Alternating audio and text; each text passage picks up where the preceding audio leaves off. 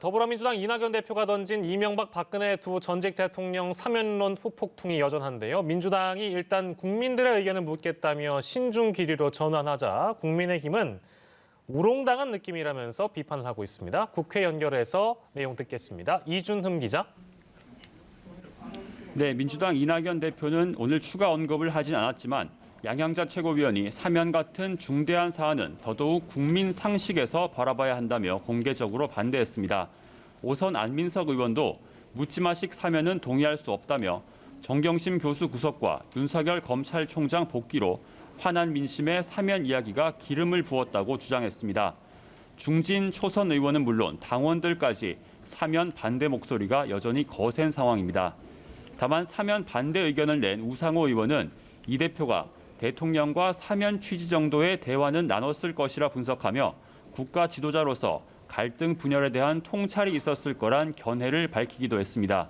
이 대표 측은 일단 지도부 차원에서 국민과 당원의 뜻을 존중하겠다는 의견을 모은 만큼 여론 동향을 지켜보고 있습니다. 반면 국민의힘은 두 전 대통령의 사과와 반성이 먼저라는 민주당의 주장을 반박했습니다. 주호영 원내대표는 두 사람의 억울한 점이 있는 사건에서 사과와 반성을 요구하는 건 사면하지 않겠다는 것이라며 사면을 정략적으로 이용하거나 장난치지 말라고 꼬집었습니다. 삼선 장제원 의원도 전직 대통령 사면, 또 추미애 윤석열 갈등 등 주요 현안마다 대통령이 사라진다며 소신껏 결정하라고 촉구했습니다. 국민의당 안철수 대표도 사면은 국민 통합을 위한 것이어야 한다며 선거 목적으로 하는 건 바람직하지 않다고 말했고, 정의당 김종철 대표도 두 전직 대통령 사면은 원세훈과 최순실 등 공범 역시 용서해야 하는 것이라며 입장을 거두라고 촉구했습니다. 네, 코로나19 확산세가 여전히 꺾이지 않으면서 이 문제가 정치권에도 쟁점으로 떠올랐는데요. 각 당의 입장은 어떻습니까? 네, 특히 서울 동부구치소 확진자 발생에 대해 야당이 집중 공세를 펴고 있습니다.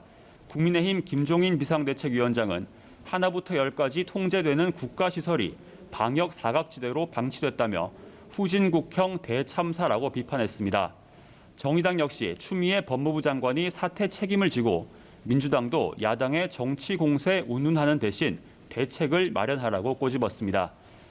백신 수급에 대한 지적도 나왔습니다. 주호영 국민의힘 원내대표는 빠른 나라는 벌써 백신 접종을 시작했는데 우리나라는 언제 접종을 시작하고 누구부터 맞는지 국민 관심이 높다며 정부에 대한 긴급 현안 질의를 요청했습니다. 민주당 이낙연 대표는 동부구치소 포함 곳곳에서 집단 감염이 이어지고 있는 만큼 새해 첫 주가 확산 기세를 꺾는 중대 기로라고 분석했습니다. 그러면서 다음 주부터 지급되는 3차 재난지원금 9조 3천억 원을 설 이전에 대부분 지급되게 할 것이라고 덧붙였습니다. 여기에 더해 당 지도부 차원에선 전국민 재난위로금 지급, 또 기본소득 도입 논의 등을 시작해야 한다는 주장도 나왔습니다. 지금까지 국회에서 전해드렸습니다.